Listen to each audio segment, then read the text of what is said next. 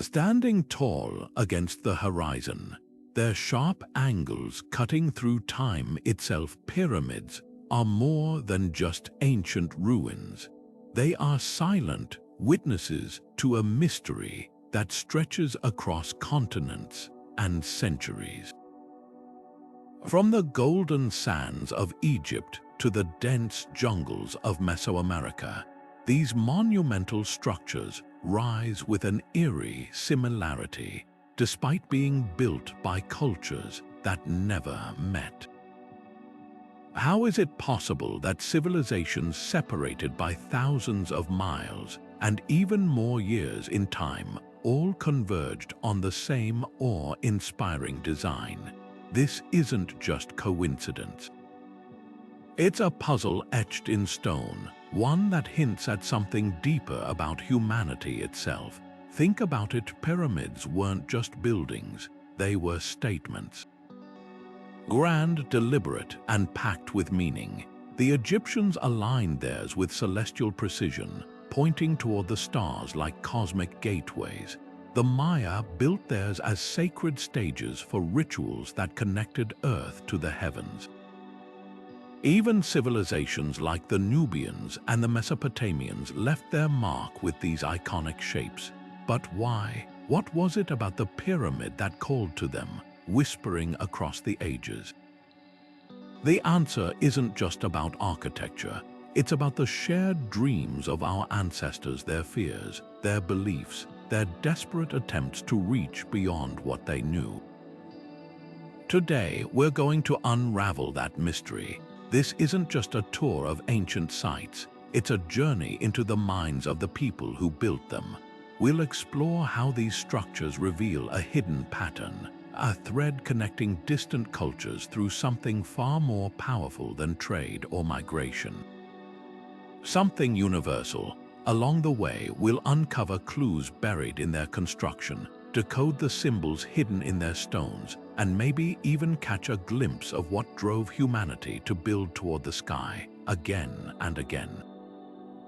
By the end, you won't just see pyramids, you'll see a mirror held up to our own collective past and the echoes of a question we're still asking today: what are we trying to reach for?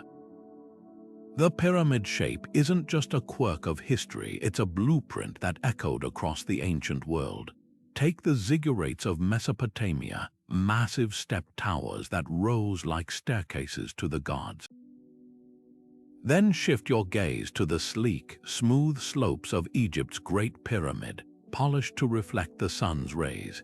Even across the ocean, the Maya constructed pyramids with steep stairways, their tops crowned with temples where priests performed rituals under the open sky. These cultures never exchanged blueprints, never shared tools or techniques, yet somehow they all arrived at the same awe-inspiring form. What made this shape so irresistible? Start with the practical. A pyramid's wide base and narrowing peak make it incredibly stable. Stacking stones this way distributes weight evenly, allowing these monuments to stand for millennia despite earthquakes, wars, and weathering. But there's more to it than engineering. Look up at the apex of any pyramid, and you'll notice something uncanny. It points skyward, as if reaching for the heavens. For ancient builders, this wasn't just symbolism, it was sacred geometry. The Egyptians aligned the Great Pyramid sides with the cardinal directions with near-perfect precision, tying it to the movements of the stars. The Maya designed theirs to cast shadows that slithered like serpents during equinoxes, turning architecture into a celestial clock. Then there's the spiritual dimension. In nearly every culture, pyramids served as bridges between Earth and the divine. The Mesopotamians believed their ziggurates were literal ladders for gods to descend to humanity. The Nubians buried their kings beneath pyramids, sending them skyward to join the ancestors. Even the Carol civilization in Peru, one of the oldest in the Americas, built pyramidal mounds for ceremonies that connected the living to the unseen world. This shared vision suggests something profound. a universal human longing to touch the infinite. Whether as tombs, temples, or cosmic markers, pyramids became vessels for humanity's deepest questions about death, the gods, and our place in the universe. So was it mere coincidence or something deeper? Some researchers point to a lost common influence, a forgotten teacher who spread this knowledge. Others argue it's evidence of a shared human instinct, like how children on opposite sides of the globe will draw the sun as a circle with rays. But perhaps the most compelling idea is that the pyramid is a kind of architectural Rosetta Stone, a shape so fundamental, so laden with meaning, that it emerged independently wherever people sought to build toward the eternal. The stones themselves whisper the next clue: hidden chambers, encoded alignments, and cryptic inscriptions that hint at a purpose far beyond what meets the eye. When we picture pyramids, many of us immediately think of dark, treasure-filled chambers deep within their stone hearts, the final resting places of kings. The Great Pyramid of Giza stands as the ultimate example, built to house the body of Pharaoh Khufu over 4,500 years ago. But this wasn't just a tomb, it was a machine for immortality. The Egyptians believed death was a doorway, and every detail, from the sarcophagus's alignment to the spells painted on the walls, was designed to guide the pharaoh's soul through the perilous journey to the afterlife. Hidden passageways mimicked the path of the sun god Ra, while burial goods, gold, food, even miniature servants were meant to sustain the ruler in the next world. The pyramid itself acted as a cosmic antenna, its shape channeling celestial energy to transform the dead into divine beings. Now, cross the Atlantic to the jungles of Palenque, where the Maya built pyramids like the Temple of the Inscriptions to entomb their kings. Here, the rituals took a different form. When the ruler Pakal died in the 7th century, his body was adorned with jade, a stone symbolizing eternity, and lowered into a vault beneath the pyramid. The walls were carved with images of his descent into the underworld, not as an end but as a rebirth. Unlike the Egyptians who sealed their tombs to protect them, the Maya saw their pyramids as living monuments. Priests climbed the steep steps to perform ceremonies, feeding the spirits of the dead with offerings of blood and copal incense. The pyramid wasn't just a grave, it was a stage where the living and the dead maintained their sacred pact. So why did these cultures, oceans apart, choose pyramids as vessels for their dead? Look deeper and you'll find a shared thread. The pyramid's shape mirrored their vision of the cosmos. For the Egyptians, its sloping sides represented the rays of the sun, a ladder the pharaoh's soul could climb to join the gods. For the Maya, the steps embodied the layers of the underworld, each tier a milestone in the king's journey to resurrection. Even the materials whispered of eternity: limestone that gleamed like daylight, stucco painted in sacred colors. These weren't just practical choices, they were spiritual blueprints, turning stone into a map of the afterlife. But here's the haunting question: did they build pyramids because they feared death or because they refused to accept it? The treasures, the rituals, the sheer scale of these monuments suggest something defiant. By entombing their rulers in structures that touch the sky, they were making a bargain with the universe. If flesh must fade, let memory become immortal. The pyramids, then, are more than tombs. They are time capsules of hope, stone prayers against oblivion. And that may be the most human thing of all, to carve our longing for forever into the very bedrock of the earth. But pyramids weren't just monuments to the dead, they were pulsing centers of spiritual life, places where the living could touch the divine. Nowhere is this more evident than in Mesopotamia, where the towering Ziggurates rose like artificial mountains from the flat plains. These weren't tombs but temples, their terraced levels representing the layers of the cosmos. At the summit, priests performed rituals under the open sky, offering sacrifices to gods believed to dwell just beyond reach. The Ziggurat of built over 4,000 years ago, was called the house whose foundation is heaven. Every brick, every staircase was designed to bring worshippers closer to the celestial realm. The act of climbing wasn't just physical, it was a sacred journey, a symbolic ascent from the mundane world into the presence of the gods. Half a world away, the same idea took shape in the mist-shrouded pyramids of Teotihuacan. Here, the Pyramid of the Sun dominated the city's sacred axis, its massive platform crowned with a temple where priests lit fires to honor the sun god. Unlike the sealed tombs of Egypt, these pyramids were alive with movement processions of worshippers climbing the steep steps, their hearts pounding not just from exertion but from the thrill of nearing the sacred. At dawn on the equinox, shadows slithered down the pyramid sides like serpents, a carefully engineered spectacle that turned architecture into revelation.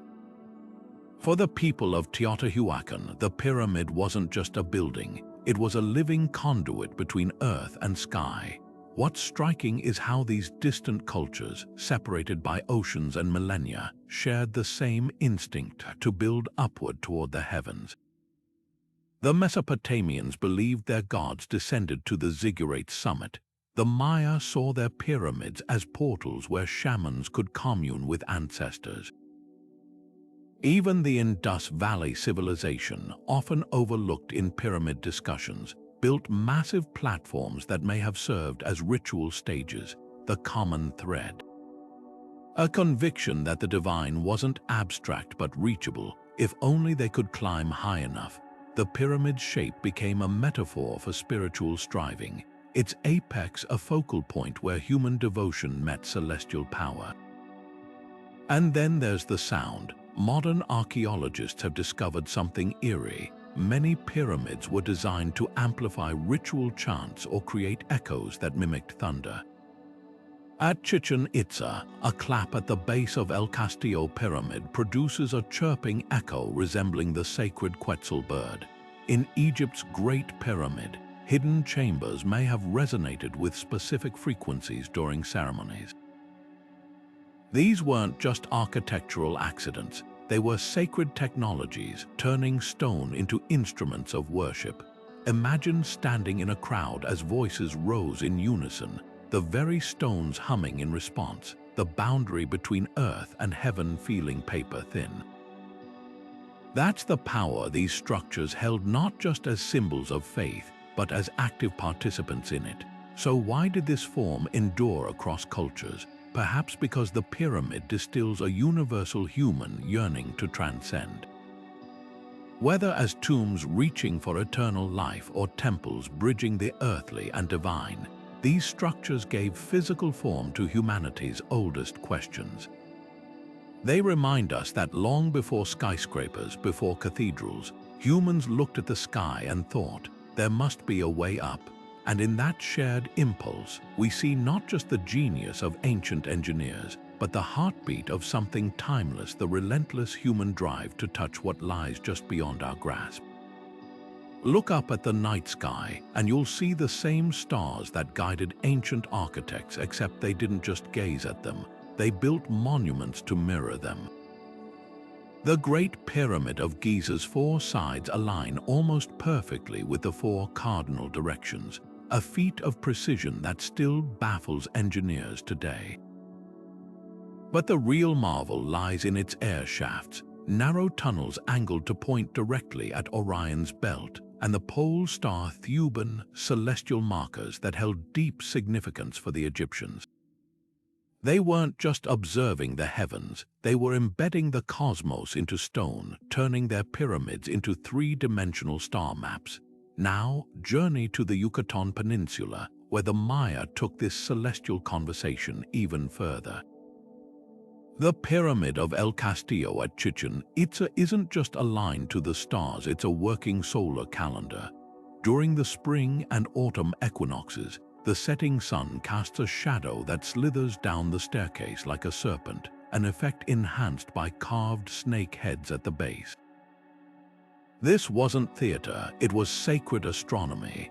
The Maya tracked Venus with such accuracy that their calculations of its cycle, 583.92 days, deviate from modern measurements by mere seconds.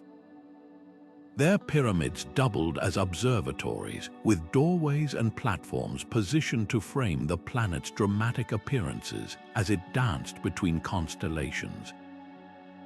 But here's the spine-tingling part. These cultures couldn't have shared notes. The Egyptians and Maya were separated by thousands of miles and centuries, yet both wove celestial patterns into their architecture. The Nubians aligned their pyramids to the rising of Sirius, just as the Egyptians did. The ancient Chinese built pyramidal mounds oriented to the North Star. Even the mysterious builders of Caral in Peru arranged their structures to mirror the Pleiades. Was this a global coincidence or evidence of something more? Some researchers argue for a lost network of knowledge, a forgotten tradition of sky watching passed between early civilizations. Others believe it reflects humanity's innate drive to find meaning in the stars, a universal language written in geometry and light. The most tantalizing clue lies in the numbers. The Great Pyramid's base perimeter divided by twice its height gives you pi, a mathematical constant the Egyptians theoretically shouldn't have known. The pyramids of Teotihuacan are spaced to mirror the distances between planets in our solar system.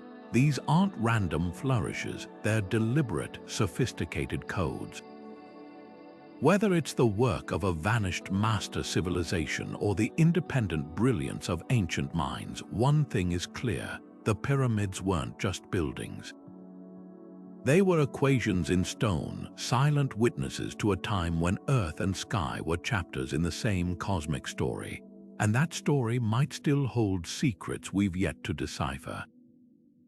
Consider the sheer audacity of stacking millions of stone blocks, each weighing several tons, into perfect alignment, all without cranes, trucks, or even the wheel. The Great Pyramid alone contains over 2 million limestone blocks, some hauled from quarries 500 miles away. How did they do it? The answer lies in a mix of ingenuity, brute force, and social organization so precise it rivals modern projects. Take ramps, the most debated tool in the pyramid builder's arsenal. Archaeologists have found remnants of zigzagging mud-brick ramps snaking up the sides of unfinished pyramids, suggesting workers dragged blocks on sledges lubricated with water or oil. But here's the twist: some cultures adapted the idea to their terrain. The Nubians, for instance, built steeper pyramids with narrower bases, likely using shorter, sturdier ramps. Meanwhile, in Mesoamerica, the Maya relied on stepped ramps made of rubble and plaster, allowing them to construct temples atop existing pyramids without collapsing the structure beneath. Then there's the human element. Estimates suggest the Great Pyramid required a workforce of 20,000 laborers, not slaves, as Hollywood might claim, but skilled workers fed with bread, beer, and fish from the Nile. Their camps, discovered near Giza, reveal bakeries capable of producing thousands of loaves daily and hospitals treating injuries with surprising sophistication. This wasn't just manual labor, it was a society-wide operation, with scribes tracking supplies, engineers calculating angles, and priests ensuring divine favor. But the real marvel: coordination. Without phones or blueprints, supervisors orchestrated teams to quarry, transport, and place stones within millimeters of precision. The Incas, though known for Machu Picchu, also built pyramidal platforms using a quipu system, knotted strings that may have recorded quotas and schedules. Similarly, Egyptian hieroglyphs depict overseers with measuring rods, hinting at standardized units of length. What's often overlooked is how these projects bound civilizations together. In Egypt, pyramid construction coincided with the annual Nile flood, when farms were underwater and farmers available for work. It was a societal safety valve, turning idle hands toward a unifying goal. In Teotihuacan, the Pyramid of the Sun demanded lime plaster from distant quarries, creating trade networks that fueled the city's economy. These weren't just vanity projects, they were exercises in collective purpose, proving that the greatest pyramids weren't built on sand but on the shared will of thousands. The lingering question isn't just how they built them, but why they chose such impossible tasks, perhaps because the pyramids were never just structures. They were tests of a culture's resilience, ingenuity, and ability to rally around a vision greater than any one person. And in that light, their true engineering miracle wasn't the stone. It was the people. Rising from the desert or jungle, pyramids didn't just touch the sky, they proclaimed who ruled beneath it. In Egypt, the pharaoh wasn't merely a king, he was a god walking among men, and his pyramid was the ultimate proof. Take the Great Pyramid of Giza, towering over the Nile like a monument to eternity. Its construction required moving enough stone to build 30 Empire State Buildings, a staggering display of control over labor and resources. But this wasn't just about showing off wealth. Every block whispered a message. The pharaoh commanded not just armies, but the very forces of nature. By aligning the pyramid with celestial patterns, he claimed kinship with the sun god Ra, turning architecture into divine propaganda. The message to his people was clear across him, and you weren't just defying a ruler. You were challenging the cosmos itself. Now shift to the lush heartlands of the Maya, where kings like Pakal the Great of Palenque used pyramids to cement their authority. Unlike Egypt's god-kings, Maya rulers portrayed themselves as shamans, intermediaries between the mortal world and the spirit realm. Their pyramids, crowned with temples where bloodletting rituals took place, were stages for supernatural theater. Imagine the scene, a king ascending the steep steps, piercing his tongue to spill blood onto sacred paper, the crowd below watching as smoke coiled skyward, carrying their prayers. These spectacles weren't just religious acts, they were political masterstrokes. By monopolizing access to the gods, Maya kings made themselves indispensable. No pyramid, no connection to the divine, no king, no harvests, no victories in war. The stones beneath their feet became the foundation of their power. What's fascinating is how these strategies mirrored each other across continents. In Egypt, pharaohs claimed direct descent from gods. In Mesoamerica, kings married their lineage to mythical ancestors. Both cultures used pyramids to visualize hierarchy. The higher you climbed, the closer you got to the ruler, both physically and socially. Even the labor forces tell a similar story. Egyptian workers were housed, fed, and medically treated like valued state assets, while Maya glyphs depict nobles overseeing construction as a communal duty. This wasn't slavery, it was societal buy-in, a way to tie every citizen's effort to the ruler's glory. So was this imitation or inevitability? Some scholars argue that power, when absolute, seeks the same symbol's height to inspire awe, alignment with the heavens to suggest destiny, and scale to humble rivals. The Nubians, who conquered Egypt and then built their own steep pyramids, might have borrowed the idea as a stamp of legitimacy, but in places like Caral or ancient China, where contact with Egypt or Mesoamerica was impossible, pyramidal power structures still emerged. Perhaps the shape itself is a magnet for authority, its geometry so inherently imposing that rulers across time and space couldn't resist its pull. Yet there's a darker thread here. These monuments required more than stone, they demanded faith. When drought crippled the Maya or Nile floods failed the Egyptians, pyramids stood as taunting reminders of promises unkept. Some researchers believe the collapse of Teotihuacan began when its people, exhausted by centuries of construction, questioned why their sweat wasn't buying the gods' favor. In the end, the very symbols meant to ensure eternal rule sometimes hastened its downfall. That's the paradox of pyramids. They were both the ultimate display of power and its most vulnerable point.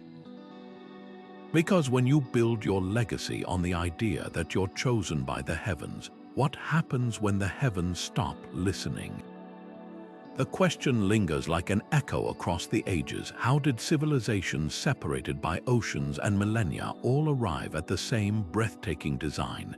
Some scholars argue for cultural diffusion, the idea that pyramid building spread through ancient trade routes or forgotten migrations.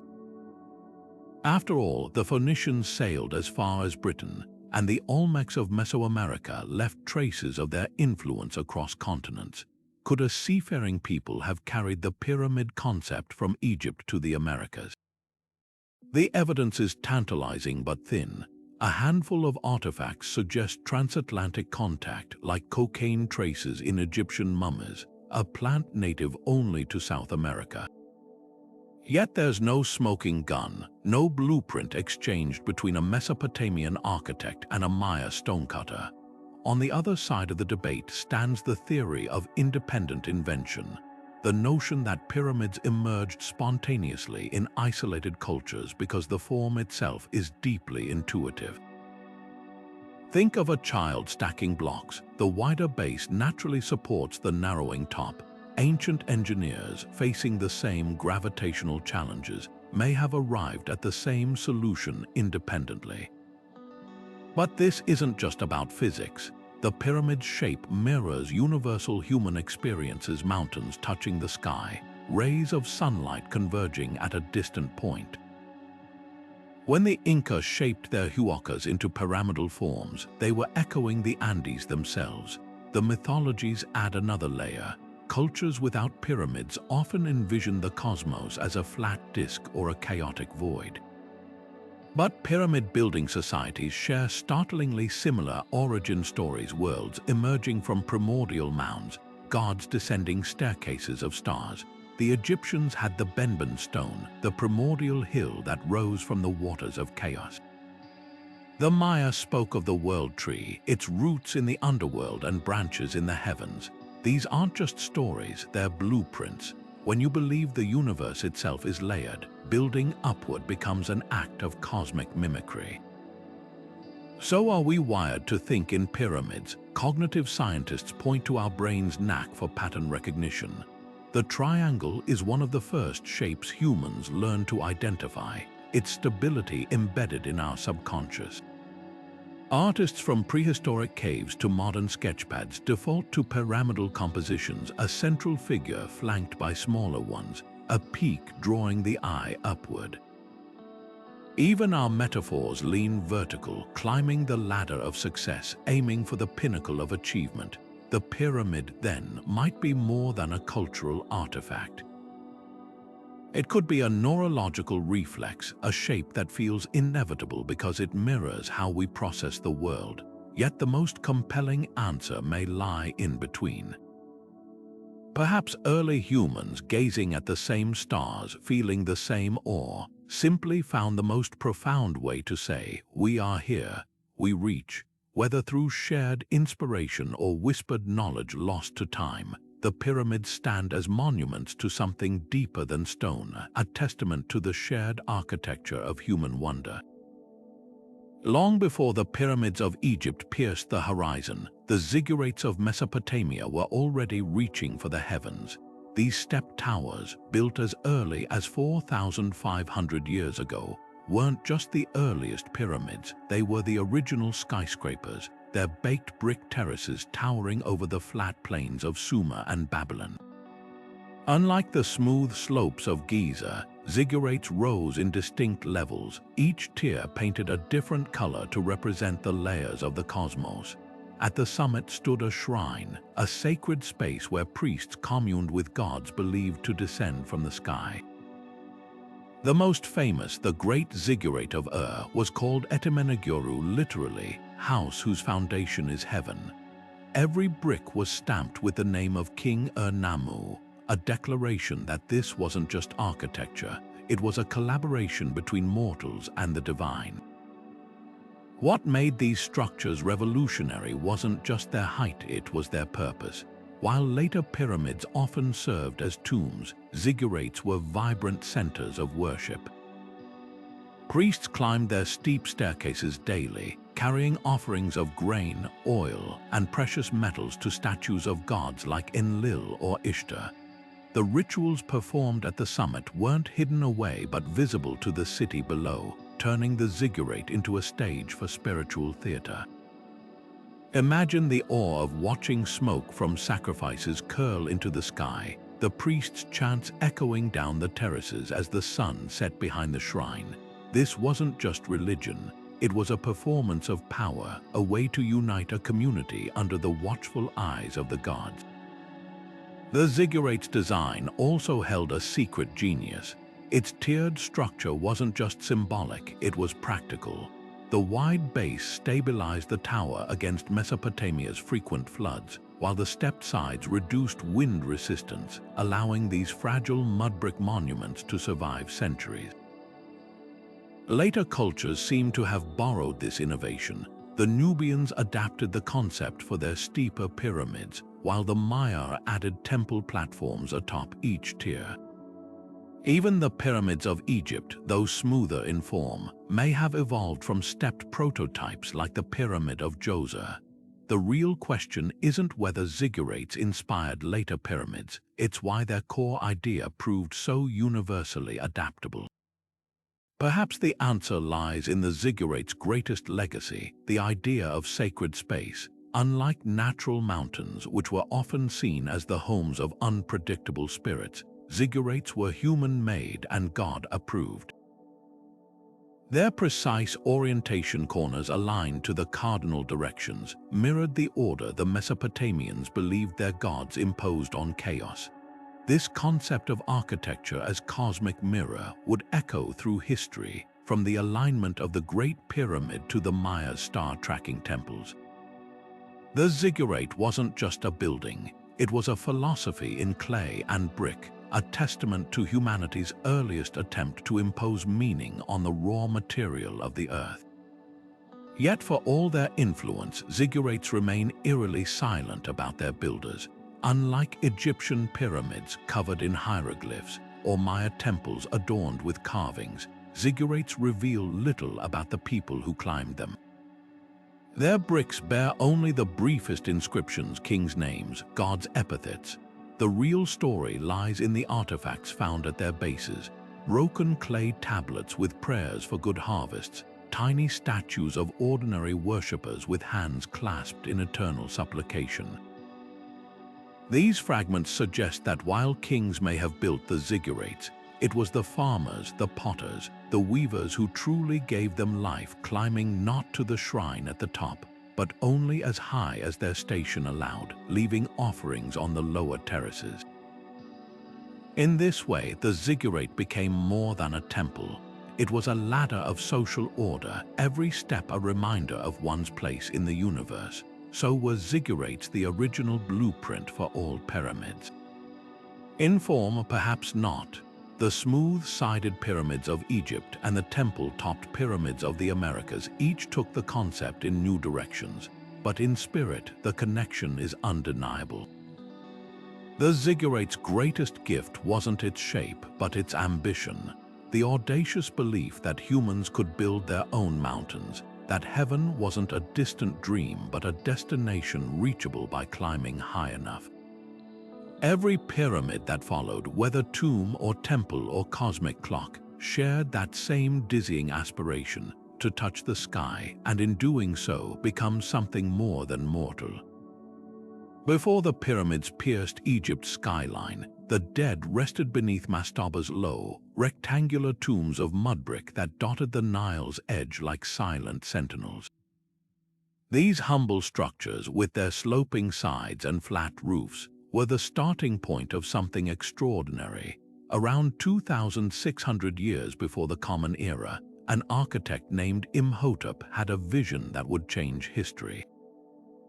Stacking 6 mastabas of decreasing size atop one another, he created the step pyramid of Djoser, the world's first monumental stone building.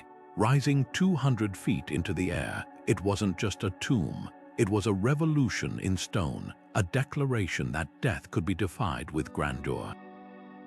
This was only the beginning. Within centuries, the step design smoothed into the iconic slanting sides we recognize today. The Red Pyramid at Dosha, built by Pharaoh Sneferu, marked a turning point, its flawless 54-degree incline proving that perfection was possible.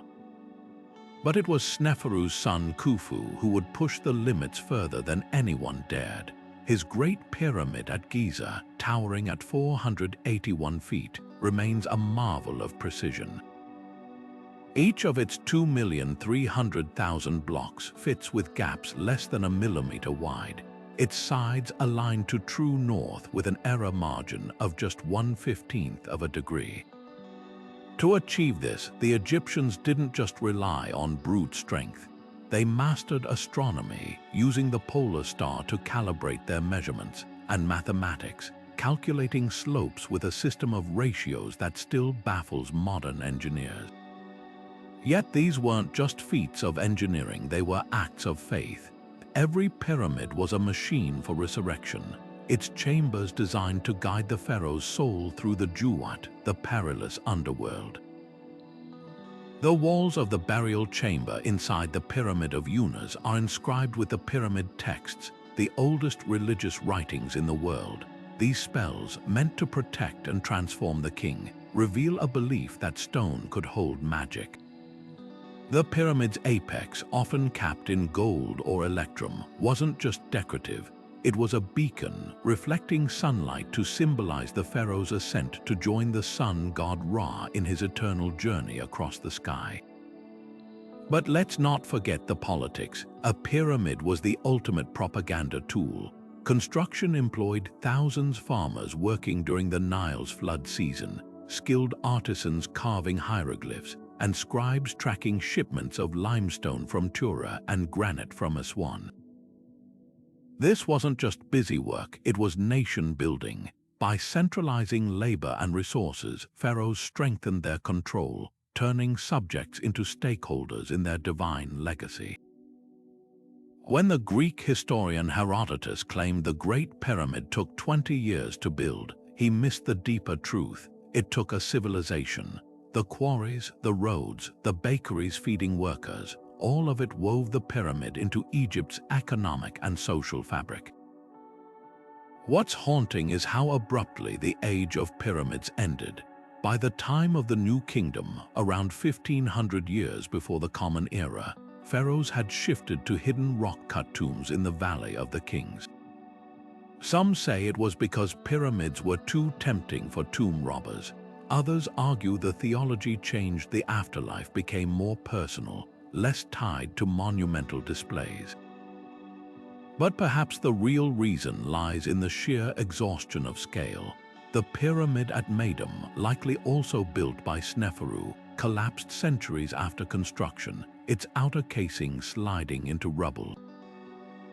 Even for the Egyptians, there were limits to how high ambition could reach. So why does Giza still stand unmatched? Partly because later cultures lacked Egypt's geographic gifts. The Nile's predictable floods fed a surplus that freed hands for construction. Partly because no society since has tied its identity so completely to a single architectural form. But mostly because the Great Pyramid wasn't just built by Khufu. It was built by an entire civilization that believed, if only for a few generations, that they could carve eternity into limestone. And in that belief, they did something even more remarkable than moving mountains. They made them immortal. Across the Atlantic, where the jungle canopy meets the sky, the Maya were engineering their own answer to eternity. Unlike Egypt's smooth-sided monuments, Mesoamerican pyramids rose in steep, staggered tiers, each step a foothold for priests climbing toward the gods. At Tikal, the temple of the Great Jaguar looms over the rainforest, its 9 levels symbolizing the layers of the underworld. But these weren't just symbolic stairways, they were stages for rituals that blurred the line between spectacle and sacrament. Picture this, a king dressed in jade and quetzal feathers, ascending the pyramid steps as crowds gathered below. At the summit, he'd pierce his tongue with a stingray spine, letting blood fall onto bark paper, an offering to nourish the gods themselves. The pyramid wasn't just a backdrop, it was an instrument of communion, its height amplifying the drama of sacrifice to ensure the sun would rise again. The Aztecs took this even further. Their Templo Mayor in Tenochtitlan wasn't a single pyramid but a layered testament to conquest. Each new ruler added another tier, burying the previous version like the rings of a tree. Excavations reveal a grisly truth. Beneath those stones lie offerings of jade, seashells, and even the skeletons of children, tributes to Tlaloc, the rain god. Yet for all its brutality, the Aztec pyramid shared the Maya's celestial precision. Its twin stairways aligned with the sunrise on the equinoxes, while the surrounding plaza was arranged to frame the Pleiades as they crossed the zenith. These cultures, separated by centuries, were united by a shared conviction that pyramids could tether the earthly and divine through geometry and blood. Now turn your gaze to Teotihuacan, the city of the gods. Here, the Pyramid of the Sun dwarfs even Egypt's monuments in volume, its base spanning nearly the same area as the Great Pyramid, but with a strikingly different purpose. No tombs lie within its core. Instead, tunnels beneath it hum with traces of liquid mercury, a substance sacred to Mesoamerican cosmology. Recent LiDAR scans reveal something astonishing.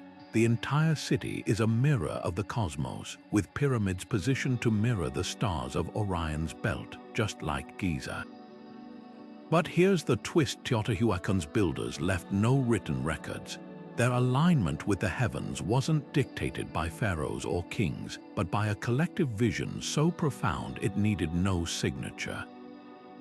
What binds these American pyramids to their Egyptian counterparts isn't just shape, it's symbolism. Both cultures saw the pyramid as an axis mundi, a bridge between realms. The Maya believed their pyramids were portals where shamans could traverse the spirit world. The Egyptians envisioned theirs as ramps for the pharaoh's soul to ascend. Even the materials whisper of parallel thinking. Limestone polished to reflect sunlight in Egypt, stucco painted blood red in Mexico, but the most chilling similarity. Independently, they both encoded pi into their designs. The Great Pyramid's perimeter divided by its height gives you 2 times pi. At El Castillo in Chichen Itza, the staircase's total steps, 365 divided by 4 sides equal 91 per side, plus the platform, 365 again, a solar year in stone. So how do we explain this convergence? Some point to the pyramid's inherent stability, the logical outcome of stacking weight efficiently. Others see a deeper thread, humanity's instinct to reach upward when confronting the infinite. Whether facing the Sahara or the Yucatan, the impulse is the same. Build high enough and maybe the gods will notice. Maybe the sky won't feel so far away. The stones of Teotihuacan and Giza don't just share a shape, they share a plea carved in geometry. Remember us, see us, let our voices echo beyond the stars. Hidden among the rolling farmlands of China's Shaanxi province, a cluster of ancient pyramids rises from the earth, some towering nearly 200 feet tall, their flat tops silhouetted against the sky like stepped platforms forgotten by giants. These aren't the jagged peaks of Egypt or the jungle-wrapped temples of the Maya, but something eerily in between. The Great White Pyramid of Zion, shrouded in secrecy for decades by government restrictions, is perhaps the most famous, its terraced sides echoing the Ziggurates of Mesopotamia more than Giza's smooth slopes. Yet these structures weren't built for sun gods or celestial ceremonies. They were tombs for China's earliest emperors, sealed chambers where rulers like Qin Shi Huang, the man who unified China, were laid to rest alongside armies of terracotta warriors, their silent faces guarding against the afterlife's uncertainties. What's striking is how these pyramids defy expectations. Unlike Egypt's limestone giants, China's pyramids were built of rammed earth, layers of soil compacted with wooden tools until they hardened like concrete. Over centuries, erosion softened their edges, giving them the rounded, almost natural appearance they have today. But originally, they were faced with plaster or even whitewashed, gleaming under the sun like artificial mountains. Their flat tops, a stark contrast to Egypt's pointed peaks, served a practical purpose. They were stages for rituals where living emperors communicated with their deified ancestors, bridging the gap between mortal rule and heavenly mandate. The similarities to Mesoamerican pyramids are uncanny. Like the Maya's temple of the inscriptions, China's pyramids were often built atop or around earlier structures, growing layer by layer with each new dynasty. The mausoleum of Emperor Wu of Han, for instance, hides a labyrinth of burial chambers beneath its earthen slopes, a practice mirrored in Palink's pyramid tombs. Even the alignment tells a story. While Egypt's pyramids point to the stars, China's face the cardinal directions, their corners precisely oriented to harness cosmic energy, or Kai, much like Teotihuacan's celestial grid. So why do these parallels exist? One theory points to the Silk Road, suggesting that whispers of Mesoamerican design might have traveled across continents long before Columbus. But there's no evidence of contact, and the timelines don't quite match. Instead, the answer might lie in something more fundamental, the universal human instinct to build upward when confronting the divine. In China, pyramids weren't just tombs, they were symbolic representations of the mythical Mount Kunlun, the axis of the world in Taoist belief. By burying their emperors in these artificial mountains, the ancient Chinese were literally planting their rulers at the center of the cosmos. Yet mysteries linger. Recent satellite imagery reveals dozens of smaller, unexcavated pyramids scattered across China, some oddly aligned with geological fault lines. Local legends speak of chambers filled with liquid mercury echoing Teotihuacan's tunnels and booby traps to deter tomb robbers, the most tantalizing clue. A 2,000-year-old text describing Qin Shi Huang's tomb as a miniature universe, with rivers of mercury mimicking the Yellow River and stars made of pearls on the ceiling. If true, it would mean China's pyramids, like Egypt's, were cosmic maps in disguise, stone petitions for immortality, written in the language of the earth itself. Perhaps that's the real thread connecting all pyramids, from Giza to Zion to Chichen Itza. They aren't just buildings, they're conversations with the gods, with the stars, with time. And in China's silent, earthen giants, that conversation still waits to be heard. South of Egypt, where the Nile carves through the deserts of Sudan, a forest of steep, narrow pyramids rises like silent sentinels, over 200 of them built by the Kingdom of Kush. These aren't the broad, imposing monuments of Giza, but something sharper, almost urgent, their sides slanting at angles so severe they seem to claw at the sky. The Nubians didn't just borrow the pyramid idea from their Egyptian neighbors, they reinvented it, compressing the form into a declaration of their own power. Where Egypt's pyramids sprawl, Kush's pierce. Where Egypt's stones gleamed white under the sun, Nubia's were crowned with gold or electrum, catching the light like beacons across the desert. The cultural exchange between these two civilizations was anything but one-sided. For centuries, Kush ruled Egypt as the 25th dynasty, their pharaohs like Pi and Taharqa commissioning temples and monuments that blended Nubian and Egyptian styles. But when the Kushites retreated south, they took pyramid building with them and made it unmistakably their own. At Meroe, their later capital, pyramids cluster like spear points, some barely 20 feet tall, others soaring over 100. Their design is a study in efficiency. steep slopes requiring less material than Egypt's giants, yet still adorned with intricate carvings of lions, archers, and gods.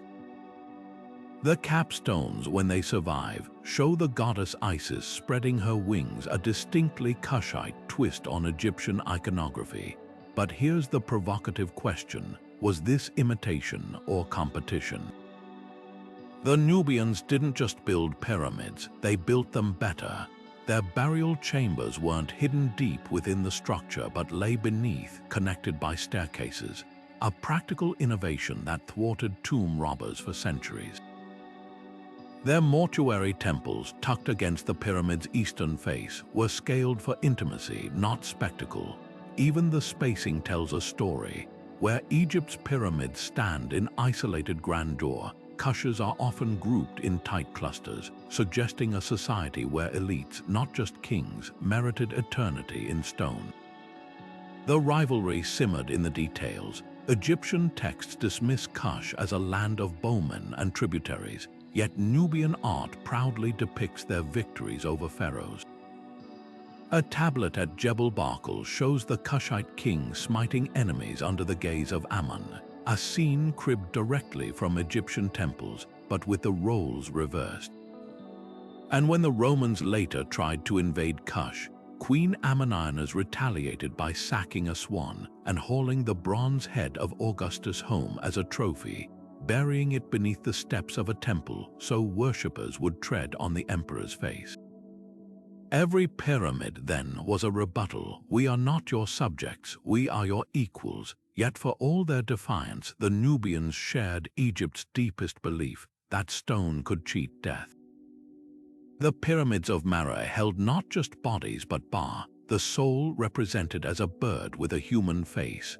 Offerings of wine, figs, and roasted meat filled the tombs, sustaining the dead in an afterlife imagined as a mirror of Nubia's fertile riverbanks. The difference: Kush's rulers expected to hunt and feast in the next world, their pyramids stocked with archery equipment and ceremonial beds. Where Egyptian pharaohs aspired to become stars, Nubian kings simply wanted a better version of home. Today, these pyramids stand as a testament to a civilization that refused to be eclipsed. Wind-scoured and pocked by 19th-century treasure hunters, they've lost their gold crowns and smooth casing stones. But their message endures. Innovation isn't always about invention. Sometimes it's about taking what others see as sacred and daring to make it your own. The Nubians didn't just build pyramids, they built a challenge, one etched in angles so sharp they still cut through time. Beneath the dense jungles of West Java lies a structure that could rewrite history: Gunnung Padang, a terraced hill shrouded in vines and controversy. Unlike the clean lines of Giza or the steppe temples of Mesoamerica, this Indonesian site appears at first glance to be just another natural formation. But ground-penetrating radar tells a different story. Hidden beneath the soil are layers of ancient stone walls, chambers, and what some researchers claim could be the remnants of a pyramid built over 12,000 years ago. If true, that would make Gunnung Padang older than any known pyramid on Earth, predating even the earliest Ziggurates of Mesopotamia by millennia. The debate over Gunnung Padang's origins splits archaeologists into two camps. Mainstream scholars point to carbon dating of surface artifacts, which suggests the upper layers were built around 2,500 years ago, still ancient but far from revolutionary. But independent researchers, armed with seismic scans, argue the hill conceals much older construction deep underground. They point to oddly arranged andesite columns, their geometric precision seeming anything but natural, and man-made cavities filled with mortar that defies easy explanation. The Indonesian government has even endorsed further excavation, calling it a potential megalithic masterpiece. What's at stake isn't just a date, it's our understanding of Southeast Asia's past. If Gunnung Padang is indeed a pyramid, It hints at a lost civilization advanced enough to engineer monumental structures during the last ice age.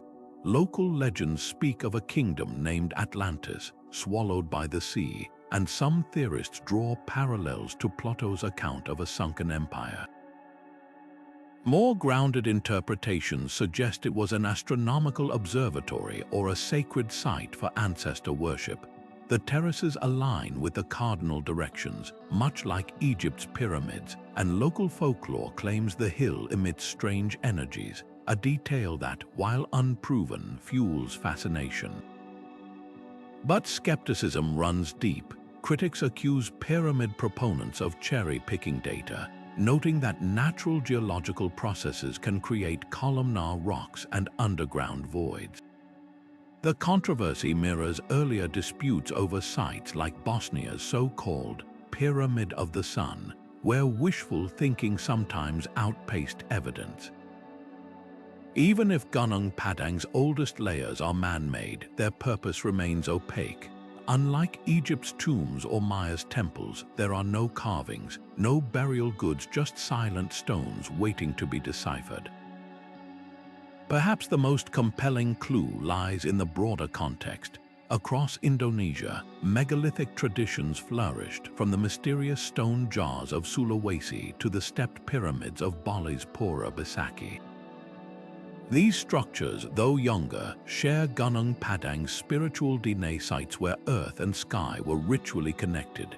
Whether a true pyramid or a natural hill shaped by human hands, Gunung Padang forces us to ask, how much of our ancient past still lies buried, not just under soil but under our assumptions? Every scrape of the archaeologist's trowel here isn't just uncovering rock. It's testing the boundaries of history itself. Beneath the towering pyramids of Teotihuacan, hidden currents whisper a secret, one that ties these ancient monuments not just to the sky, but to the lifeblood of the earth itself. Archaeologists mapping the city's subterranean world made a startling discovery. The Pyramid of the Sun and its neighboring structures align precisely with underground rivers, their foundations mirroring the flow of water deep below. This wasn't accidental. The builders of Teotihuacan engineered their sacred axes to intersect with these hidden channels, turning the entire city into a hydraulic map. At dawn during the dry season, mist rises from vents near the pyramid's base, a ghostly reminder that these stones were more than temples. They were anchors to an invisible network, harnessing water's power for both survival and ceremony. The connection between pyramids and water stretches far beyond Mexico. In Egypt, the Great Pyramid sits atop a natural aquifer, its subterranean chamber carved directly into bedrock where groundwater seeps through fissures. Ancient texts describe rituals where priests poured libations into the pyramid's shafts, their offerings vanishing into the earth as if swallowed by the underworld itself. Meanwhile, in Cambodia, the Pyramid Temple of Phnom Bakheng overlooks the Tonle Sap Lake, its moats and reservoirs designed to mimic the cosmic ocean of Hindu mythology. Even China's White Pyramid aligns with the Wai River, its terraces engineered to channel rainwater into purification pools for imperial rituals. Why this obsession with merging stone and water? The answer lies in the dual role pyramids played across cultures. Practically, they were hydrological masterpieces. The stepped sides of Mesoamerican pyramids funneled rainfall into cisterns, sustaining cities through droughts. At Bosnian pyramids, controversial but intriguing researchers claim to have found ceramic channels directing spring water through the structure's core. But symbolically, water transformed pyramids into bridges between worlds. The Maya saw cenotes, natural sinkholes, as portals to the underworld, often building pyramids nearby to amplify their power. The Egyptians envisioned the Nile's annual flood as a mirror of the celestial waters their pharaohs sailed after death, making pyramids both tomb and dock. Perhaps the most compelling evidence comes from Giza's lost waterways. Satellite imagery reveals fossilized riverbeds encircling the plateau, suggesting the pyramids once stood on an artificial island surrounded by canals. These waterways wouldn't just have transported stone blocks, they'd have turned the entire complex into a shimmering mirage during floods, its reflection doubling its height in the water below. Imagine the spectacle, priests gliding toward the pyramids by boat, their oars dipping into water infused with ground malachite to glow sacred green under the sun. The message was clear: these monuments didn't defy nature, they harnessed it, bending rivers and rain to their builders' will. So were pyramids ancient water temples. The theory gains traction when you examine their acoustics. Many pyramid chambers resonate at frequencies that cause water molecules to vibrate, a phenomenon modern science calls sonoluminescence. At Chichen Itza, clapping near the pyramid's base produces echoes that mimic the call of the Quetzal bird, but also the sound of dripping water in a cavern. Coincidence, or were these structures designed to sing with the very element they revered?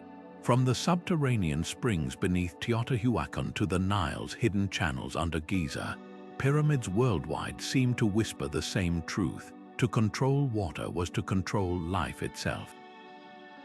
And in that shared mission, we find yet another thread binding civilizations that never met yet all built their dreams in stone, at the precise spot where earth and water met the sky. Staring at the Great Pyramid of Giza, it's easy to see only its massive scale, but look closer, and you'll find a masterpiece of mathematical precision. The ratio of its perimeter to its height equals 2 times pi, aligning with the circumference of a circle to its diameter. This isn't just a quirky coincidence. The pyramid's base, measuring 440 cubits per side, mirrors the polar radius of the Earth when multiplied by 43,200, a number also tied to the precession of the equinoxes, the slow wobble of Earth's axis that cycles every 25,772 years. How could a civilization without modern tools encode celestial mechanics into stone? Some argue it's evidence of lost knowledge, while others see it as the natural outcome of a culture obsessed with harmony between earth and sky. Now shift your gaze to the pyramids of Teotihuacan. The Pyramid of the Sun's base spans 225 meters, exactly half the length of the Great Pyramid's base. Its layout, along with the Pyramid of the Moon and the Temple of Quetzalcoatl, mirrors the distances between the 3 stars of Orion's belt, just like Giza's trio. But here's the twist: Teotihuacan's builders also embedded the golden ratio into their city's grid.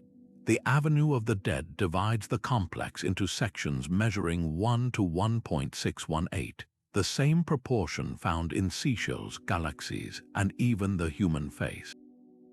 This ratio wasn't just aesthetic, it was sacred, a visual representation of balance and growth that resonated across cultures.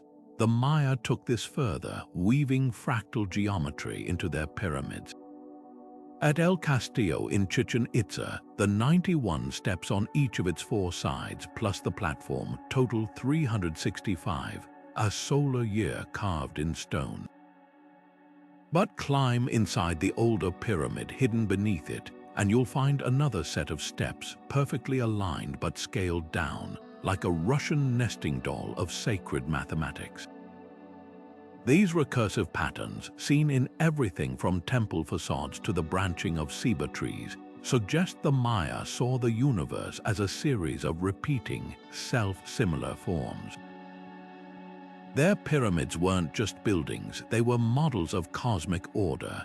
So was this universal math mere practicality, or something deeper? Practicality certainly played a role. The pyramid's shape distributes weight efficiently, and simple ratios like 3-4-5 triangles used in Egypt's corner constructions ensure stability. But the repetition of pi, phi, and celestial alignments across disconnected cultures hints at something more. Ancient mathematicians from Babylon to China independently discovered these constants, often linking them to divinity. The Egyptians called the golden ratio the sacred cut, while the Maya associated it with the cyclical nature of time. Perhaps pyramids became vessels for these principles because their form naturally embodies mathematical perfection, a meeting point between human ambition and the invisible laws of the universe. The most tantalizing theory, these structures were textbooks in stone. Without widespread writing, ancient cultures may have encoded knowledge of astronomy, geometry, and even geodesy into architecture, ensuring survival across generations. When the Greek historian Herodotus claimed Egyptian priests taught him the pyramid's height squared equals the area of each triangular face, he wasn't just describing a building. He was glimpsing a lost pedagogy where numbers weren't abstract but lived in the very walls around them. From the Fibonacci spirals hidden in Mesopotamian ziggurates to the pi-based dimensions of China's White Pyramid, the message is clear: before equations were written, they were built. And in that silent language of stone, our ancestors left us a puzzle not just about their world, but about the timeless patterns that shape ours. Imagine standing inside the Great Pyramid's Grand Gallery, your whisper carrying farther than it should, bouncing off the polished limestone walls with eerie clarity. This isn't just an architectural quirk, it's a deliberate design. Pyramids worldwide share a haunting acoustic signature, with chambers and passageways that amplify, distort, or even transform sound in ways that defy simple explanation. At Chichen Itza's El Castillo, a single clap at the base sends back an echo that mimics the chirp of the sacred Quetzal bird, a phenomenon so precise it feels engineered. Researchers have found that the pyramid steps act like a diffraction grating, breaking sound waves into frequencies that mirror the bird's call. Was this an accident or a stroke of sonic genius meant to blur the line between human voice and divine response? The mystery deepens underground. Beneath the Pyramid of the Sun in Teotihuacan, tunnels lined with mica, a mineral that dampens electromagnetic interference, resonate at frequencies between 95 and 110 Hz. Experiments show these tones induce trance-like states in the human brain, quieting the prefrontal cortex and heightening sensory awareness. Coincidence? Unlikely. Ancient cultures from the Maya to the Egyptians practiced chanting rituals in pyramid chambers, their voices syncing to these very frequencies. The Oracle of Delphi in Greece, though not a pyramid, used similar acoustic tricks. Her prophecies were delivered in a chamber where underground gases and resonant frequencies altered consciousness. The parallels suggest a global understanding of sound's power to bridge the mundane and the mystical. Then there's the hum. Visitors to Egypt's king's chamber often report a low, throbbing vibration, a sensation scientists attribute to infrasound, frequencies below 20 Hz that are felt more than heard. Modern studies reveal the chamber's dimensions amplify these waves, which can trigger dizziness, euphoria, or even visions. It's no wonder the Egyptians called this space the House of Energy. Similar effects crop up in Bosnia's controversial Pyramid of the Sun, where researchers detected an energy beam emanating from its apex at 28 kHz, a frequency some believe could interact with human biofield. Skeptics dismiss these claims, but the sheer consistency of acoustic anomalies across pyramid cultures begs the question: did ancient builders discover a universal sound technology lost to time? Perhaps the most compelling clue lies in the materials. The Great Pyramid's granite sarcophagus vibrates at the same frequency as human vocal cords when struck, suggesting it might have been tuned like a musical instrument.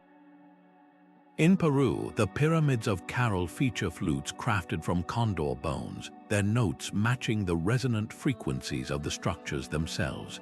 This wasn't just artistry, it was acoustical engineering.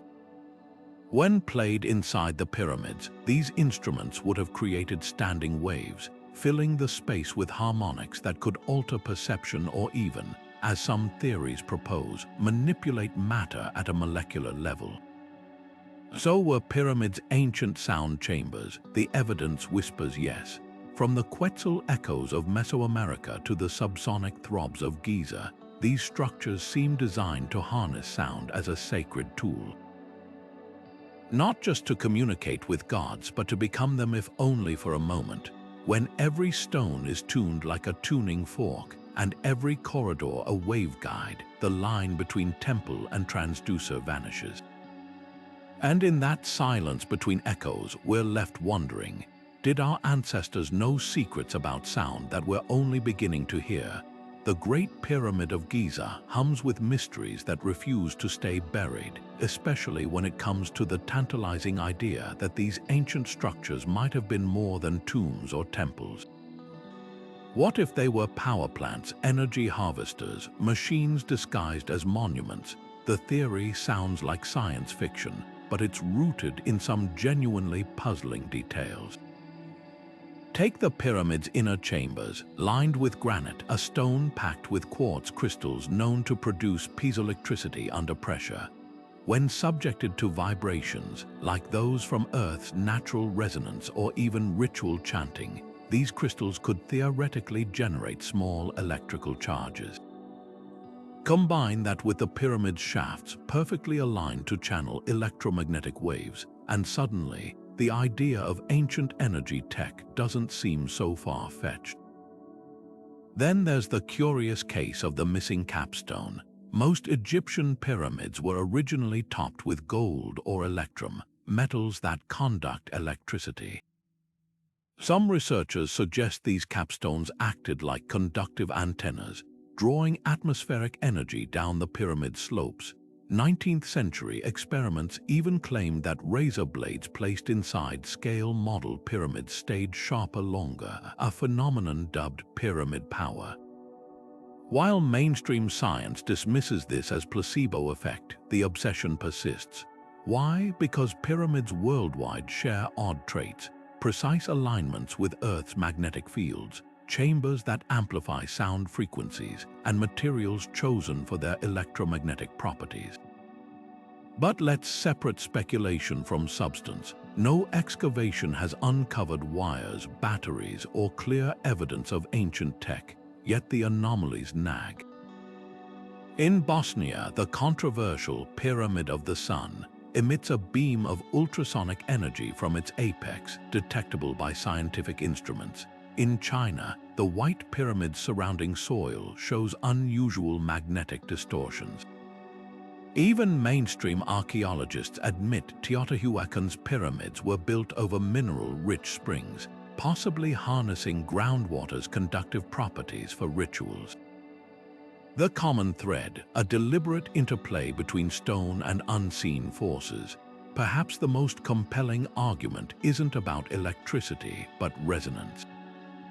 Pyramids from Giza to Chichen Itza vibrate at frequencies that match Earth's own infrasound, the same low hum that whales used to communicate across oceans. Coincidence, or did ancient builders discover how to tune their monuments to the planet's pulse, turning them into giant harmonic instruments? Whether as energy generators, sonic temples, or something beyond our grasp, pyramids challenge our assumptions. They remind us that the past might hold secrets we're only beginning to sense, like static in the air before a storm. Even the mightiest monuments eventually meet their twilight, and pyramids, those timeless symbols of human ambition, were no exception. The decline didn't happen overnight, nor did it follow the same path everywhere. In Egypt, the shift was stark. After the towering achievements of the Old Kingdom, pyramid construction grew smaller, then sporadic, before vanishing entirely by the New Kingdom around 1500 years before the Common Era. Why? Tomb robbers played a role. Pharaohs tired of their eternal resting places being plundered, opting instead for hidden rock-cut tombs in the Valley of the Kings. But the deeper truth lies in politics and belief. The power of the pharaohs waned, and with it, their monopoly on divinity. As priesthoods grew stronger, the afterlife became more democratic, accessible to nobles and even commoners through spells and amulets. The pyramid, once a ladder for gods, became a relic of an outdated order. Across the Atlantic, the Maya faced a different reckoning. Their pyramids thrived during the Classic period, but by the 9th century, cities like Tikal and Palenque were abandoned to the jungle. Droughts crippled agriculture, wars drained resources, and the people's faith in their god-kings eroded. When the rains failed, so did the divine contract's kings who promised harmony with the cosmos could no longer deliver. The pyramids, stripped of their rituals, became hollow shells. Yet here's the twist: pyramid building didn't die, it evolved. The Aztecs, rising centuries later, repurposed the form, stacking temple upon temple in Tenochtitlan. But their pyramids weren't tombs, they were stages for spectacle, their steps slick with blood sacrifices meant to stave off cosmic collapse. The message shifted from eternal glory to desperate bargaining. In Mesopotamia, the Ziggurates' decline was quieter but just as telling. As empires rose and fell, Akkadians, Babylonians, Persians, the focus turned to palaces and walled cities. Ziggurates still stood, but their construction became rarer, their grandeur outsourced to other projects. The gods hadn't left, humanity's attention had simply drifted. Climate change played its part. Salinization from over-irrigation turned fertile fields barren, forcing societies to prioritize survival over symbolism. When Alexander the Great encountered the crumbling Ziggurat of Babylon in the 4th century before the Common Era, it was already a relic, its once vibrant terraces fading into myth. The Nubians, Egypt's southern rivals, held on longer. Their pyramids at Marave, built as late as the 4th century of the Common Era, were smaller, steeper, and more numerous, a final flourish before Christianity and Islam reshaped the spiritual landscape. Here, the end came not from collapse but conversion. New faiths had no use for old monuments, and the sands slowly reclaimed what devotion once maintained. So what does this fading tell us? Monumental architecture thrives on two things: surplus and certainty. Surplus to divert labor and resources from survival, and certainty, whether in gods, kings, or cosmic order, to justify the effort. When either falters, so do the stones, yet the pyramid's legacy lingers in modern skyscrapers, in the step designs of stadiums and memorials, even in the corporate logos that borrow its silhouette for an air of timeless power. The pyramids didn't just fade, they transformed, proving that even in their decline, they still shape the way we reach for the sky. Glass and steel now echo the ancient silhouette, proving the pyramid's allure never truly faded.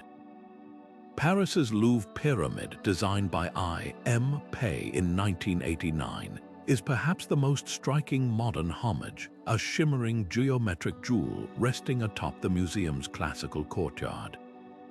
Its transparent panes defy the solidity of Giza's limestone, yet the effect is the same, an arresting focal point that commands reverence. Pei didn't just borrow an old shape, he reimagined it for an age of light and accessibility, turning what could have been a nostalgic nod into a statement about timelessness meeting transparency. By day, it refracts sunlight into rainbows across the pavement. By night, it glows like a lantern, its skeleton of metal beams tracing the same sacred angles ancient builders once chiseled by hand. Venture to Las Vegas, and the Luxor Hotel takes the concept to audacious extremes. A 30-story black glass pyramid, complete with a replica sphinx and an interior painted to mimic tomb chambers, might seem like kitsch until you consider its staying power. Since opening in 1993, it's become an icon, not because it's historically accurate, but because it taps into something primal. Guests don't just book rooms, they step into a collective fantasy, one where the mystique of pharaohs coexists with slot machines. The Luxor's success reveals a truth. Even in our hyper-modern world, the pyramid still sells. Its shape whispers of secrets, of hidden knowledge waiting behind those angular walls. But why does this form persist? Architects point to its structural efficiency. The same stability that made pyramids endure for millennia now allows skyscrapers like San Francisco's Transamerica Pyramid to withstand earthquakes. Its sloping sides reduce wind resistance, while the wide base accommodates sprawling interiors. Yet the deeper appeal is psychological. The pyramid is a universal shorthand for ambition. When Kazakhstan built the Palace of Peace and Reconciliation in 2006, they chose a glass pyramid to symbolize unity across religions, its floors hosting a synagogue, mosque, and chapel beneath the same soaring apex. In Memphis, Tennessee, the Bass Pro Shops pyramid repurposed a sports arena into a wilderness emporium, its cavernous interior housing cypress swamps and shooting ranges. The message, whether housing sacred texts or fishing gear, the shape lends gravity to any purpose. Even technology embraces the pyramid's legacy.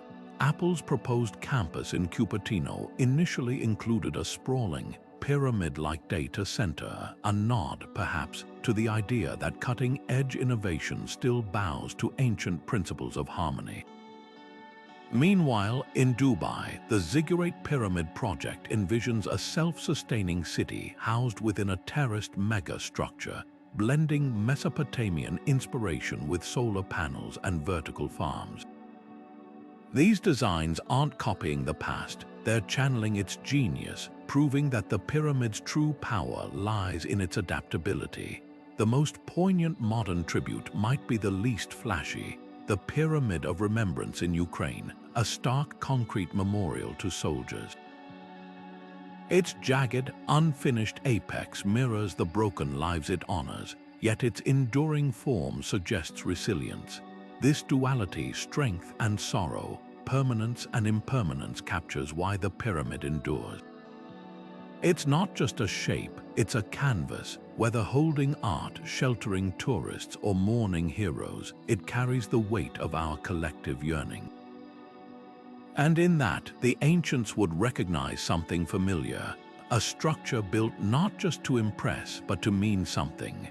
From the silver screen to the pages of pulp novels, pyramids have long served as the ultimate backdrop for adventure gateways to lost worlds, vaults of forbidden knowledge, or even alien artifacts waiting to be uncovered. Indiana Jones dodging booby traps in Raiders of the Lost Ark, Lara Croft deciphering hieroglyphs in Tomb Raider, even the cursed mummies of the Mummy franchise, all owe their dramatic tension to the pyramid's imposing geometry. There's something about those angular corridors and shadowed chambers that screams danger and discovery in equal measure. Filmmakers and game designers lean into this instinctually, using pyramids as physical manifestations of the unknown, their very structure a puzzle to be solved. But why does this trope endure? Partly because pyramids are one of the few ancient wonders that still feel mysterious. Unlike the Colosseum or the Parthenon, whose purposes are well documented, pyramids retain an air of enigma. Modern audiences might know they were tombs or temples, but the finer details, the hidden shafts, the precise alignments, the unanswered how of their construction leave just enough gaps for fiction to rush in. Video games like Assassin's Creed Origins exploit this brilliantly, reimagining Giza as a playground of secret passages and ancient mechanisms, while Dan Brown's The Lost Symbol spins yarns about pyramids as repositories of esoteric wisdom. The real-world debates over pyramid power or alien involvement only fuel these fantasies, blurring the line between archaeology and myth. Conspiracy theories, too, cling to pyramids like hieroglyphs to limestone. From claims that the Great Pyramid was a power plant to whispers of hidden chambers holding Atlantean technology, these narratives thrive because pyramids look like they're hiding something. Their scale suggests effort disproportionate to any known purpose, inviting speculation. Movies like Stargate ran with this, casting pyramids as interstellar portals, while games like Destiny 2 weave them into cosmic lore as relics of a godlike race. Even when science debunks the wildest theories, the allure persists because pyramids, in their silent grandeur, refuse to be fully explained. Yet pop culture's obsession isn't just about mystery. It's about contrast, the juxtaposition of sleek modern explorers against weathered stone, of laser scans against ancient curses, creates a friction that's inherently cinematic. Think of the Alien vs. Predator franchise, where pyramids become battlegrounds for extraterrestrial horrors, or Transformers, Revenge of the Fallen, which posits pyramids as alien machines. These stories work because they tap into a deeper anxiety that our oldest monuments might not be ours at all.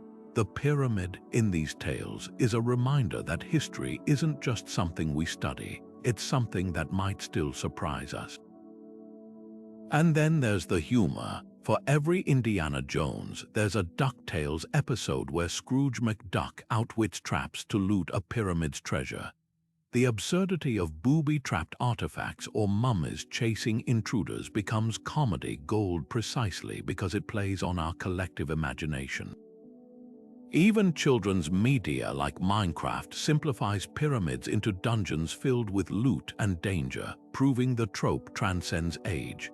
The pyramid, then, is more than a setting. It's a cultural shorthand for adventure itself, adaptable to any tone or genre.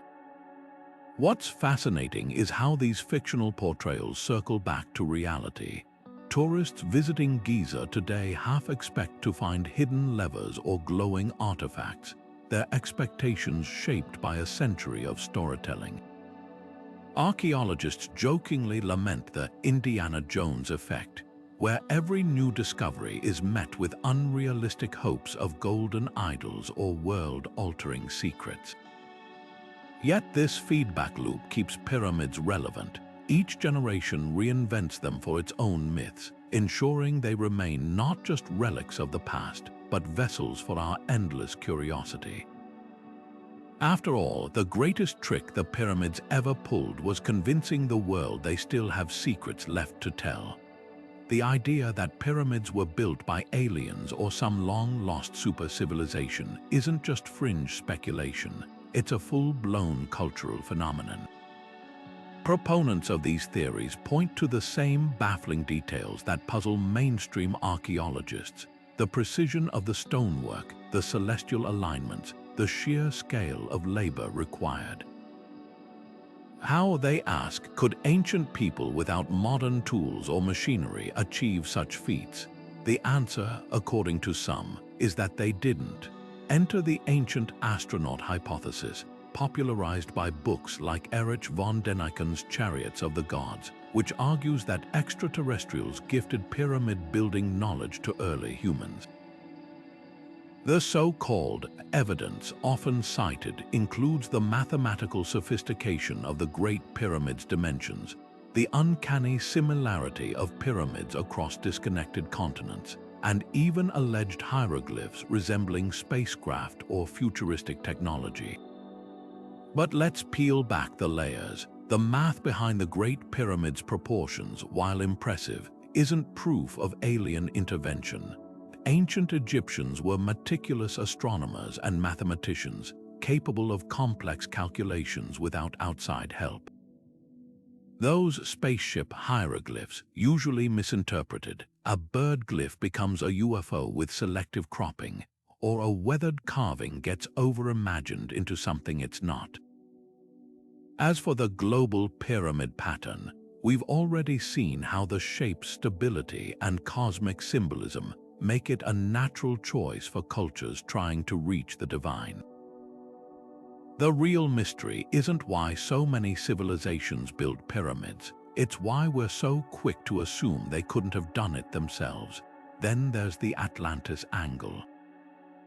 Some theorists claim pyramids are remnants of a drowned advanced civilization, their knowledge scattered to survivors who seeded it across the world. Plato's allegory of Atlantis, written around 360 BC, describes a powerful island nation that sank beneath the waves, a story he framed as philosophical metaphor, not history. Yet true believers link it to sites like Gunnung, Padang, or the submerged Yonaguni monument off Japan's coast, arguing these could be Atlantean outposts. Geologists, though, attribute these formations to natural processes. The human mind excels at seeing patterns, even when none exist, a psychological quirk called pareidolia that turns random cracks into sacred glyphs or underwater rocks into paved roads. What's fascinating isn't just the theories themselves, but why they stick. Psychologists suggest they thrive because they fill gaps in the historical record with something more satisfying than we don't know yet. A forgotten super-civilization or interstellar visitors offer grand, unifying explanations, while archaeology's slower, messier truth of trial and error, of knowledge passed down through generations, lacks the same drama. There's also a subconscious bias at play, the assumption that ancient people were somehow less capable, their achievements impossible without outside help. This dismisses their ingenuity, reducing the pyramids from triumphs of human culture to hand-me-downs from aliens or Atlanteans. Yet these myths persist because they tap into something deeper than facts, a longing for connection to something greater. The idea that pyramids hold esoteric secrets or alien blueprints makes them more than tombs or temples. It makes them keys to a hidden world. Modern media fuels this, from ancient aliens episodes breathlessly dissecting anomalies to video games where pyramids house alien tech. The irony, in our eagerness to attribute pyramids to otherworldly forces, we overlook their true marvel. They're testaments to what humans can achieve when united by vision, faith, and sheer determination. The real conspiracy isn't who built them, it's why we're so desperate to believe it wasn't us. In the shadow of the Great Pyramid, a team of researchers recently made a startling discovery, a hidden corridor, 9 meters long and 2 meters wide, lurking just behind the iconic chevron stones near the entrance. Found using advanced muon tomography, a technique that essentially X-rays stone with cosmic rays. This secret passage may lead to an undiscovered chamber, its purpose still a mystery. Similar breakthroughs are happening worldwide. At Teotihuacan, laser scans revealed a vast tunnel beneath the Pyramid of the Feathered Serpent, its walls shimmering with powdered pyrite to mimic the night sky. Meanwhile, in Sudan, thermal imaging exposed previously unknown burial shafts in the Nubian Pyramids, their contents hinting at trade networks stretching to India and China. These aren't just new rooms, they're rewriting history. Take the case of the Bent Pyramid in Egypt, long dismissed as a failed experiment, its angle abruptly shifting halfway up. Recent excavations uncovered inscriptions suggesting its shape was intentional. The change in slope aligns with the sun's trajectory during the summer solstice, transforming what we thought was an architectural blunder into a sophisticated solar calendar. Halfway across the world, LiDAR technology peeled back the Guatemalan jungle to expose thousands of Maya structures, including pyramid complexes arranged in celestial patterns far more intricate than previously imagined. Suddenly, theories about isolated cultures building in isolation seem too simplistic. The more we uncover, the clearer it becomes. Ancient civilizations were far more connected and far more ingenious than we ever guessed.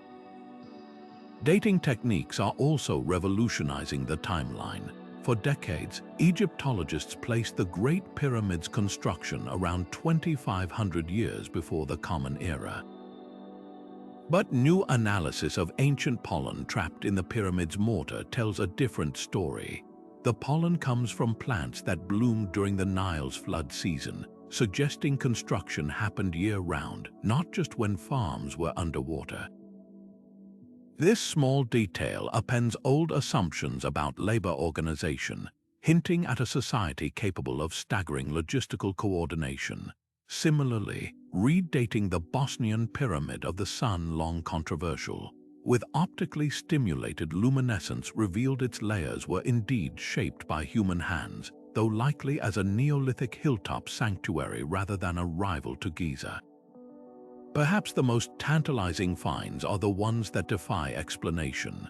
Inside a sealed chamber beneath the Pyramid of the Moon in Teotihuacan, archaeologists found liquid mercury pooling in meticulously carved channels. The metal, sacred to Mesoamerican cultures as a symbol of the underworld's rivers, has no practical use in such quantities. Was it part of a ritual, a primitive battery? Or something we haven't even considered? Then there's the enigma of the voids in Khufu's pyramid, massive, empty spaces detected by particle physics, their purpose utterly unknown.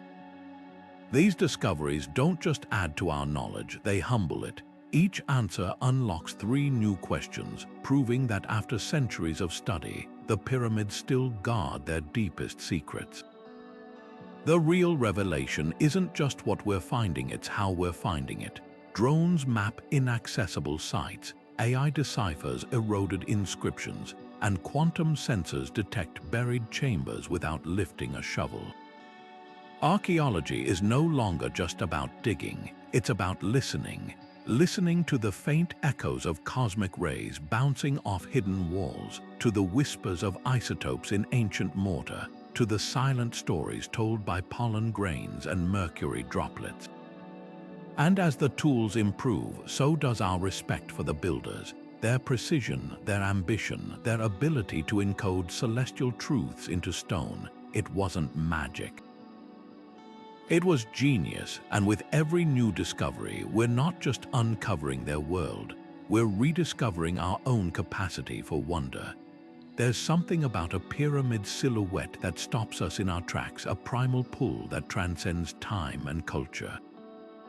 Whether it's the Great Pyramid of Giza or the glass apex of the Louvre, this shape taps into a deep psychological current, one that intertwines awe, aspiration, and even a whisper of fear. At its core, the pyramid is a masterclass in symbolic power. Its wide base and narrowing peak mirror the structures of human society, the many supporting the few, the broad foundation of labor enabling the ascent of rulers or gods. This isn't just architecture, it's a visual metaphor for hierarchy, a stone embodiment of the idea that order requires elevation. Ancient kings understood this instinctively. When Khufu built his pyramid, he wasn't just securing an afterlife, he was etching his dominance into the skyline, ensuring every subject who glimpsed those 481 feet of limestone understood their place in the cosmic pecking order. But the pyramid's allure runs deeper than politics. Its form resonates with our innate sense of sacred geometry. The triangle, the simplest stable shape, appears everywhere in nature, from mountain peaks to the branching of trees. Psychologists suggest humans are hardwired to find comfort in such patterns, a phenomenon known as biophilia. The pyramid distills this harmony into its purest form, balancing mass and void with a precision that feels almost musical. Modern architects exploit this instinct. When I.M. Pei designed the Louvre's glass pyramid, he leveraged its clean lines to create a focal point that feels simultaneously ancient and futuristic, a bridge between the museum's classical wings and the modern world. The result, a structure that doesn't just house art. It becomes art, compelling millions to pause, gaze upward, and snap a photo. Then there's the spiritual dimension. Pyramids don't just point skyward, they seem to channel something beyond the material. Cultures worldwide have associated their peaks with portals to the divine. The Maya believed their pyramid temples were witsab, or mountain homes where gods descended to commune with shamans. The Egyptians envisioned the pyramid's apex as the benben, the primordial mound where creation began. Even today, visitors to Giza describe an uncanny energy. Some claim to feel vibrations in the king's chamber. Others speak of visions or epiphanies atop the structure's weathered stones. Science might dismiss these experiences as placebo or overactive imaginations, but the persistence of such reports hints at something deeper. Whether it's the acoustics of the chambers, the play of light on stone, or simply the weight of history, pyramids have a knack for bending perception, making the impossible feel tantalizingly close. This psychological grip extends to modern reinterpretations. Las Vegas's Luxor Hotel, despite its kitsch, draws crowds because it taps into a collective nostalgia for mystery. Its black glass pyramid isn't just a hotel, it's a stage set where guests can play out fantasies of exploration, if only for a weekend. Similarly, corporate logos and government seals borrow the pyramid's silhouette to signal stability and ambition. Look closely at the dollar bill's unfinished pyramid, its all-seeing eye hovering above. It's a deliberate nod to enlightenment and control, a visual shorthand for power that predates the United States by millennia. The shape's adaptability is key. It can symbolize greed or transcendence, secrecy or transparency, depending on the context. A pyramid in a dystopian film warns of oppression. In a spiritual retreat, it promises transformation. Ultimately, the pyramid endures because it speaks to humanity's dual nature, our hunger for order and our longing for the sublime. It's a shape that says, "This is how the world works," while whispering, "Imagine what lies beyond." Whether carved in stone or rendered in pixels, it remains a mirror, one that reflects not just the ambitions of ancient kings, but the timeless human urge to reach, to rise, to touch something greater than ourselves. And perhaps that's the real secret buried in its geometry, the understanding that the most enduring monuments aren't just built with hands, but with dreams. Pyramids stand as more than just relics of the past. They are mirrors reflecting humanity's most profound shared impulses. Across deserts, jungles, and continents, these structures whisper a universal truth: when faced with the unknown, we build upward. The Egyptians sought immortality, the Maya bridged earthly and divine realms, and the Nubians carved their defiance into stone. Yet beneath their cultural differences lies a common thread, an unshakable drive to transcend the limits of our existence. This isn't just about architecture, it's about the human spirit's relentless pursuit of meaning. Consider the sheer audacity of these projects. Without modern tools, these civilizations moved mountains literally. The Great Pyramid alone required 2,300,000 blocks, each weighing as much as an elephant, hauled into place with nothing but ropes, ramps, and human ingenuity. But the true marvel isn't the scale, it's the coordination.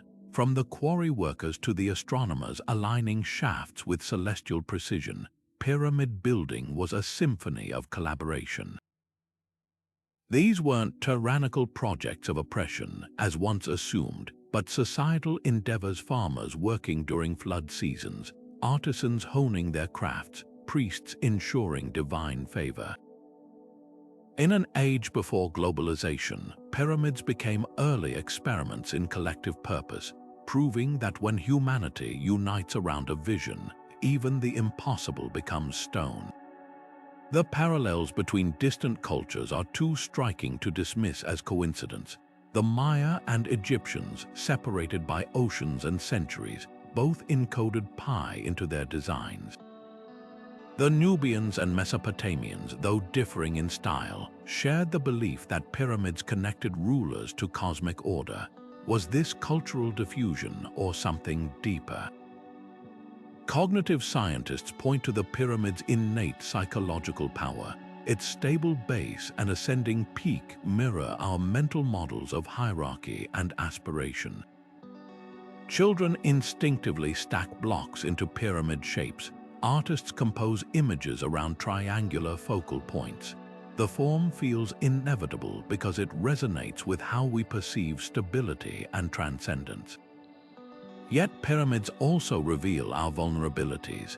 Their decline, whether due to drought, political upheaval, or shifting beliefs, speaks to the fragility of even the grandest ambitions. The Mayas' pyramids emptied when faith in god-kings wavered. Egypt's pharaohs retreated to hidden tombs when robbers stripped their grandeur.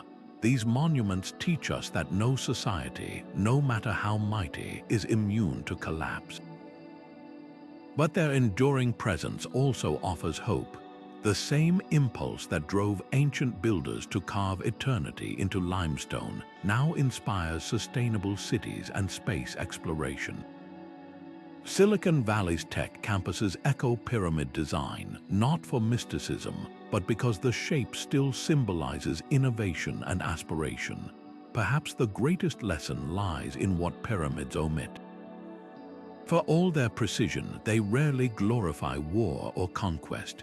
Instead, they celebrate harmony with the cosmos, with the divine, with the natural world. The Incas' pyramidal terraces nurtured crops. Teotihuacan's tunnels channeled sacred springs.